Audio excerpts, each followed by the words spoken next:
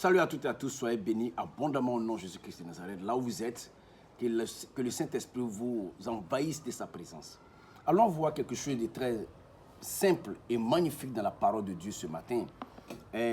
Luc chapitre 19, à partir du verset 8, nous dit ceci. Mais Zachée, se tenant devant le Seigneur, lui dit, « Voici, Seigneur, je donne aux pauvres la moitié de mes biens, et si j'ai fait tort de quelque chose à quelqu'un, je lui rends le quadruple. » Jésus lui dit, « Le salut est entré aujourd'hui dans cette maison, parce que celui-ci est aussi un fils d'Abraham, car le Fils de l'homme est venu chercher et sauver ceux qui étaient perdus. » Vous voyez, le salut est entré dans cette maison.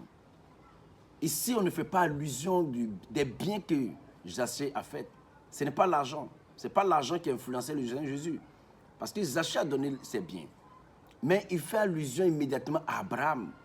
Abraham fut la personne qui était capable, ou bien qui fut capable de se séparer de sa famille, qui était prêt à se même séparer de l'unique fils qu'il avait pour l'amour et la confiance qu'il avait pour son Seigneur.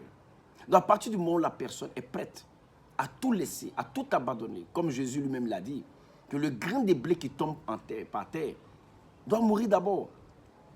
Voilà, vous comprenez?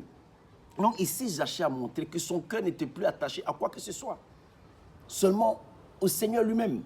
Et une personne qui accepte Dieu dans sa vie, une personne qui donne sa vie à l'Éternel, mon cher ami, cette personne ne sera plus attachée à quoi que ce soit. Son cœur, rien ne sera la priorité de son cœur, sauf son Dieu. Vous comprenez? Je ne parle pas du fanatisme, mais je parle du pragmatisme, de l'amour réel de Dieu dans le cœur de la personne. Et vous voyez enfin, il dit, car le Fils de l'homme est venu sauver ceux qui étaient perdus. C'est-à-dire, Dieu n'est pas là pour condamner.